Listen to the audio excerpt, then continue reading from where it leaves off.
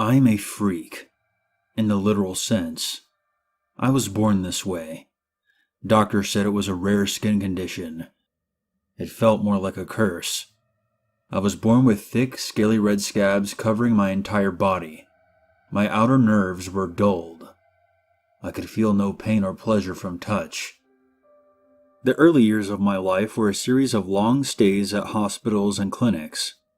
I spent more time with doctors and needles than I did with my own mother and father. It's no wonder they left when they did. After that, the money dried up, and the doctors and needles went away. That was how I went from being a freak to being a homeless freak. I wandered around the Midwest for a couple of years, begging for food, sleeping under park benches, the kind of shit life you expect from someone who looks as fucked up as I do. Eventually, I took the only job that would have me. I worked in a freak show. It was your standard old-fashioned, deformed mutant circus. There was a bearded lady, a grossly obese man, two dwarves who fought each other with swords, and a little Polish boy who had 4 arms. I was the Lizard Man. Come one, come all, come see the Lizard Man. He is covered in scales. Come see the terrifying Lizard Man. He feels no pain. That was what the freak show's ringleader would call out before I took stage. I wasn't the main attraction, obviously. That was the kid with 4 arms. I was a sideshow freak, too ugly for normal society, but not ugly enough for center stage. I worked at that freak show for 15 years. There were certainly benefits to being part of a ugly circus, as we would tend to call it. Pay wasn't terrible. We got room and board. We got to travel the country. The other freaks didn't care how ugly I was. I wouldn't go as far as to call them my friends, but they were willing to talk to me, if nothing else. People don't realize, or maybe they do, and I'm just too cynical, is that no matter how horrible our outsides are, our insides are the same as everybody else's. What I mean is, even the Lizard Man gets lonely. And the other freaks were my company. They made me feel a bit less shitty.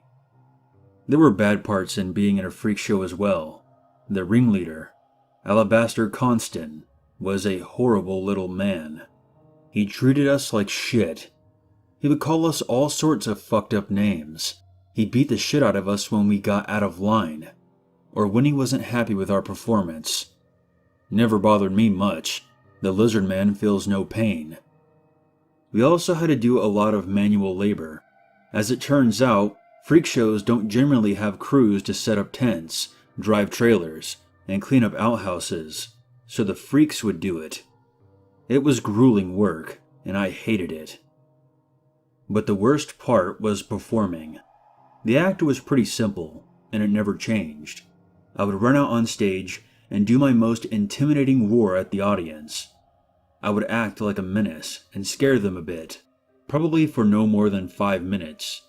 Then the 2 dwarves, German fellows named Randall and Goman, would charge out on stage and plunge their little swords into my rough exterior. The Lizard Man feels no pain. After a minute of grappling with the small warriors, they would hog-tie me, then drag me off stage before beginning their own short duel. The crowd always met my departure with applause. I was left backstage, where the bearded lady and the 4-armed kid would untie me, a task that was done quite quickly, given the number of arms.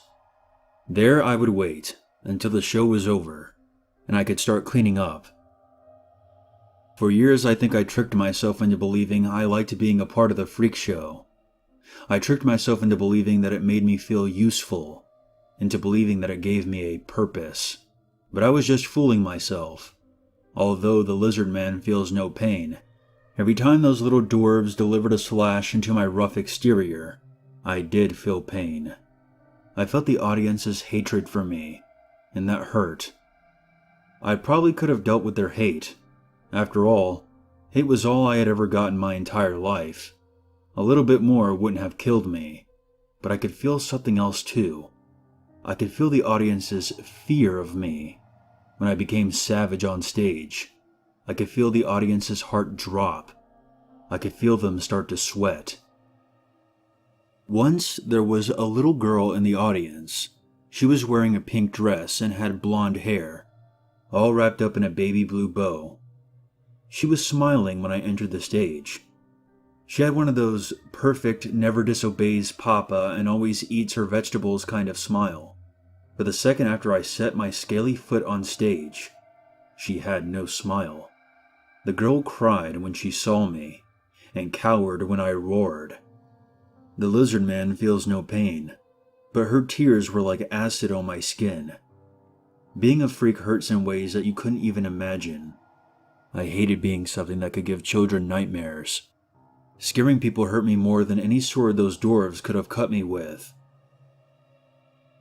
I don't work at the freak show anymore. I left about a year ago. I'm writing this to tell you why. On my last day at the freak show, there was a man in the audience in a blue suit and pink tie. He had silver hair, and the kind of glasses you imagine a plantation owner must have. Rich, powerful men's glasses. I first saw him when I took the stage and did my routine. I probably wouldn't have noticed him except for one thing. Mr. Blue Suit Pink Tie didn't look scared. He smiled when I roared. He clapped when I tried to terrify him. He was fearless, and he was loud. At the end of my act, he yelled out, "Good show! Bravo!" His demeanor never wavered. Despite his odd behavior, I wouldn't have thought twice about Mr. Blue Suit Pink Tie if he hadn't come up to me after the show. Normally the freaks weren't allowed to talk to the public. The ringleader saw to that. But somehow, while I was breaking down the wooden pallets we used as the stage, he snuck into the tent where we performed. "You are a truly terrifying man. You must be proud to command such fear." I hadn't heard him enter, so his voice was startling. "What? No! How did you get back here?" "You need not worry about me. I'm just a fan of your performance. You truly are the best freak I've ever seen." Thanks, I guess. He was incredibly, unbelievably proper. He felt unreal, like a cartoon. His voice was too perfectly toned. His clothes and face were so exact and pristine that if you saw a picture of him, you would have guessed it was airbrushed. And God, the way he moved, it was like he oozed charm with every step. He had been studying me for several seconds since his response, and I found myself unable to move until he spoke again. "It seems to me that you don't like being a freak." I can't change it." "You're right, you can't. But I can understand why you don't like it. After all, you command such terror in your audience. I would view that as a major benefit." The charm of his demeanor did little to muffle the pain his words caused. I felt my awe swiftly melt into annoyance. "Yeah, well, some of us don't like scaring people." I was mumbling, all of a sudden hoping that he would leave. "I can tell by looking at you, you hate causing fear to others, don't you?" "Yeah." He then laughed. I thought it was odd. He was, however, as charming as ever. "Do you think that if you were normal, you would be any happier?" "Look, I'm not really the type for conversation." "I'm not looking for conversation.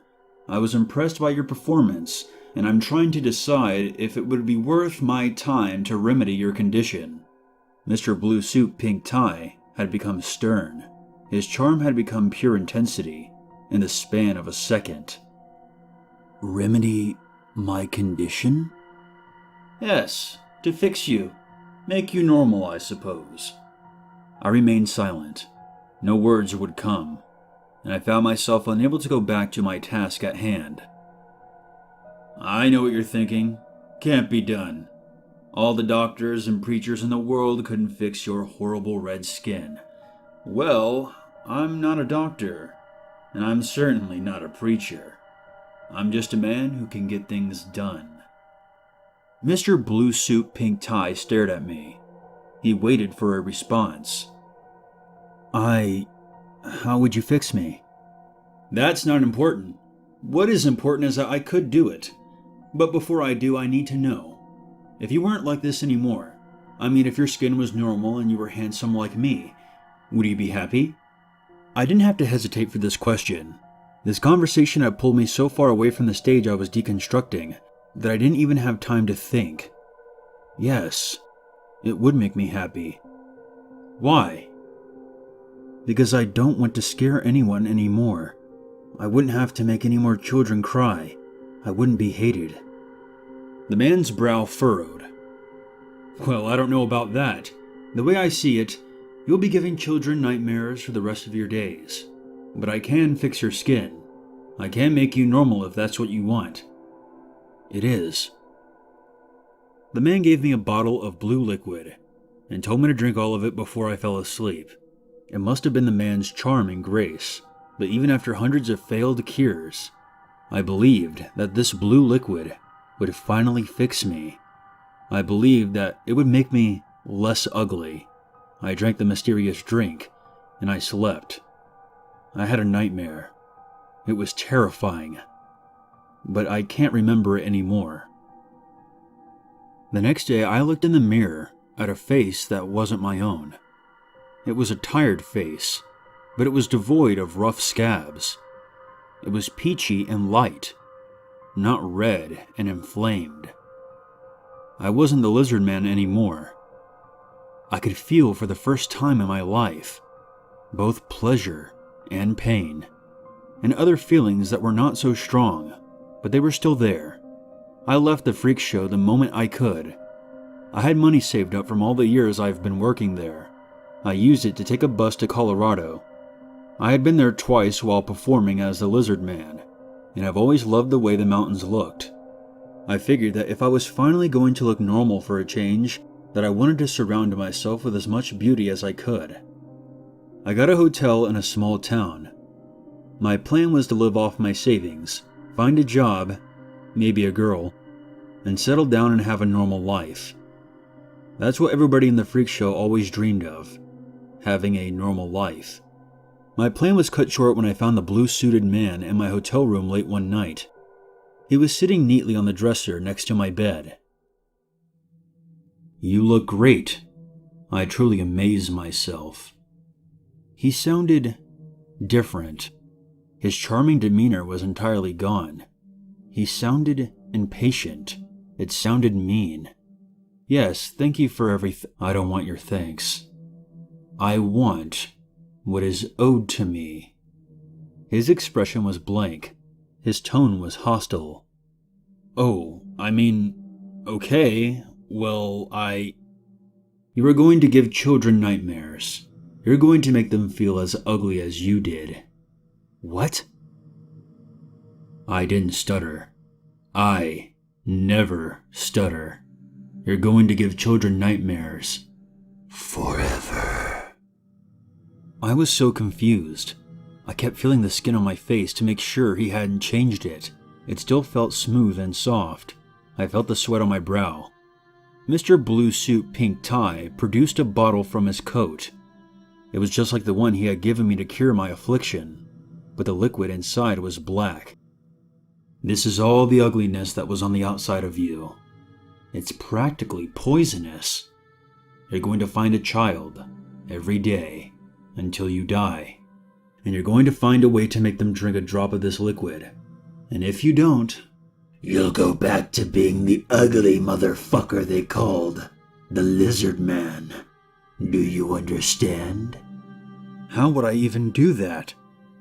"I don't care how. That's your problem." "Why would you make me do this?" "You'll never stop giving them nightmares. You were born a freak, and that means someone wanted you to be a freak. I'm just making sure that you stay that way." I was all but speechless. I whimpered, "What does the drink do?" The blue man smiled. "When those kids drink this, they're going to feel like shit all day, but they won't know why. They won't even be able to explain what's wrong, and they'll have the most horrible nightmares you could imagine. Their wildest fears will torment them incessantly. Their biggest insecurities will be flaunted in their face. They will suffer, and it will be because of you." I had no response. The man didn't wait for one. He set the black liquid on the table and walked out of my hotel room. I was able to resist for several days, but the red, scaly skin came back. The lizard man's face was waiting for me in my bathroom mirror. The blue-suited man had given me a choice: give the children nightmares, or go back to being the nightmare. I've spent the last year finding ways to make the children drink the black liquid. Sometimes it's easy. I'll pour a drop on some kids' food in the local McDonald's while their parents have their back turned. I'll sneak into a restaurant and put a few drops in their ketchup dispensers. Sometimes it's hard. There was once I couldn't find a way to put the liquid in anyone's food, and I was running out of time. I was worried that I wasn't going to be able to apply the poison, and I was going to turn back into a freak. So I found a little girl. She was reading in the children's section of a library. I let her outside with the promise of candy. I held her down and poured a drop into her mouth. Sometimes it feels like all the ugliness that was on the outside of me is now on the inside. I have tried the liquid myself. The nightmares are indescribable, so I won't even try. But I will say that Mr. Blue Suit was right. There is nothing worse. It seems to me like I'm at an impasse. I hate that I have to do this. I hate myself. But I can't go back to being a freak. I can't bear to look at my horrible scaly face in the mirror. And I'll be doing this until I die. I give children nightmares. And I am so sorry.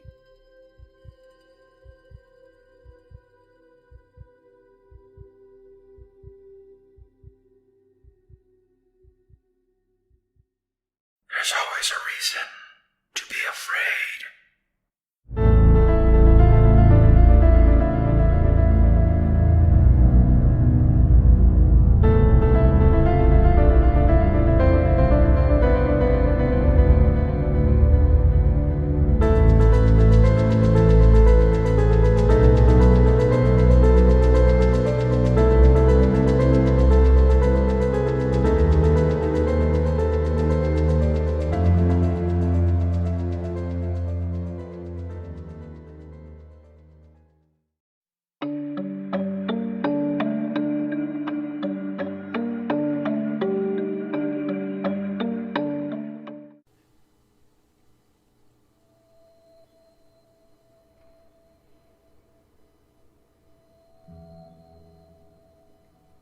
When I was 17, a senior in high school class of 1997, I stayed with a family in West Ireland as part of my church's program abroad.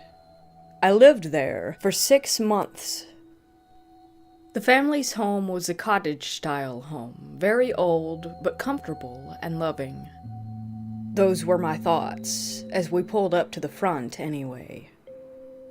After I had spent a little time there, I began to feel something heavier. Something silent, yet consuming. At first I kept telling myself, new places, new faces, it's all just new, and that's why you feel this way. Regardless of what I told myself, though, it was impossible to stop the feeling that I had in my gut. The feeling didn't only stay there either. It grew. I had nightmares nearly every night. Before, I had never so much as remembered my dreams, much less suffered from night terrors. I would wake up with the covers thrown off of my body, off of my bed entirely. Sometimes, I swear, I would wake up just as it was happening, and when I did, there was almost always a cold chill in the air, even in the summer months. There was a boy there, the owner's son Eric, who I asked whether anyone had ever complained about the draft that would seemingly come from nowhere in that room. The room where I stayed. He told me that there was probably something wrong with the window. He didn't look comfortable talking about it at all. In fact, Eric tried to avoid eye contact and interactions with me in general throughout the duration of my stay. He really wanted to avoid my inquiries. Back to the nightmares. They almost always involved me trying to find the source of this icy cold breeze, with me walking aimlessly around this one room, my room. The chill would almost start to burn my skin. You aren't supposed to be able to feel pain in your dreams, right? Well, I did. So were these actually nightmares, or something else? I still don't know. Eventually, the nightmares got to the point where I could hardly move inside the dream. I would be bound to my bed, stuck looking around the room. By this time, it wasn't just the nightmares or the blankets that scared me. It was waking up in pain that left me feeling out of control, terrified. I would have visible marks, not scratches, but rather patches of irritated skin, small rashes that burned. My stomach would ache a horrible pain as though it were eating itself. Again I approached Eric, the son who slept just 2 rooms down from mine. I asked, or told him rather, there is something seriously wrong with that room. I then showed him my rash, and began to explain the nightmares.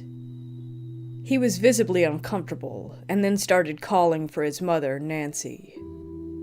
I liked Nancy. She wasn't as strict as my mother, who was 10 years older than Nancy, deeply religious, and highly skeptical about pretty much everything. I respected my mother, don't get me wrong, but I didn't exactly feel like she listened to me when I spoke about too much anything, really. And as much as I liked Nancy, I just wasn't sure how she would respond to me asking me about everything. I was quite nervous. Nancy spoke with genuine conviction.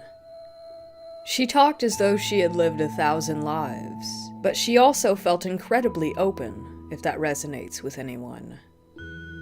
She filled me in on all the local history as we walked through the town and the church. Over the last few months, we spoke of the Great Freeze and the famine that the area had suffered many years ago. She talked about the rebuild. She taught me a lot of things about Irish history and culture, and I found it very interesting that she was a member of their historical society. I had asked Nancy about ghosts before, just general questions, really. Like, had she ever seen one? Would I possibly see one? She laughed, and told me to consider myself lucky if I had seen one on my trip, that she had not seen one in years. I sort of took this to mean my question was silly, that there was no such thing as ghosts in Ireland or something to that effect. Turns out, I was wrong. Eric tells Nancy, Corinne says there's something wrong with her room. She even got proof. He shifts his gaze to me and nods, saying, show her your arms. My sleeves up, I shift my arms around into Nancy's view. She doesn't look surprised by the markings. I see. She gave a long pause as she examined me before asking, how have you been sleeping? Not great? I've been having nightmares for months, but now it's like I can't move. That's what I was just telling Eric. The two of them look at each other. For some reason, this spirit likes to communicate with the girls. I suppose it was because she was a young girl herself. We believe that her name is Emma. Nancy explains that the house has been in her family since the early 1900s, but prior to that, it was owned by the same family for many decades, and one other just before that. The house had survived the famine, The family didn't. It was typical for families to huddle in the highest room of the house, or for the last surviving members to stay in that type of room, typically children. They didn't always survive. There were several deaths during that time. I was convinced that the area itself was inherently haunted by that point. Why do you think her name is Emma? Have you spoken with her? I asked Nancy. My sister did, Eric piped up. That was her old room. Nancy cut in. Yes, she used a Ouija board, which she didn't have permission to do, by the way. And she says the girl's name is Emma. She died here, in this house, in that room. She died hungry and freezing. Your rashes are probably the early stages of frostbite, Eric said, adding more eeriness to the vibe. There was a bit of silence after his statement. I was feeling better, actually. Not about what he said, just in knowing that I had experienced something that someone else had as well. Did your daughter get these rashes? They both confirmed that yes, she did. Well, how did she get it to stop? She moved out, they said in unison. Attempting to break the slight tension that had begun to build, Nancy tells me, "You're welcome to sleep on the sofa. Might not be very comfortable given the state of your arms, but it might suit you better." At that point, I had just 1 month left out of my 6-month stint. I opted to sleep on the couch, but left my things in the room. Every time I entered the room, I would say hello and goodbye to Emma. Once I started sleeping on the couch, my dreams returned to normal. I actually mentioned to them that they should offer the couch first to any future guests, as the improvement was so drastic. They explained to me that they didn't get many guests anymore. Apparently, word had gotten around that their guest room was occupied, if you will. My mom must have missed that memo. They weren't even willing to entertain that what I had experienced was real. Not that I was expecting much. They were by no means an open-minded pair. I ended by saying that when I left for good, I tried to give a pep talk of sorts to Emma. I think she was struggling either to move on, be heard, maybe both. The next time I paid them a visit was on the 10-year anniversary of when I had been living there, 2017. On that visit, I got to meet the sister. She, Eric, and I walked through the old guest room, which had been converted into a sort of sewing room. The sister looked at me and asked if I could feel a difference. I stood there a minute, and closing my eyes, allowing myself to relax, I didn't feel anything except for sunshine coming through the window and tickling my face. I looked over at her and said, "It's lighter." And that made both of us smile.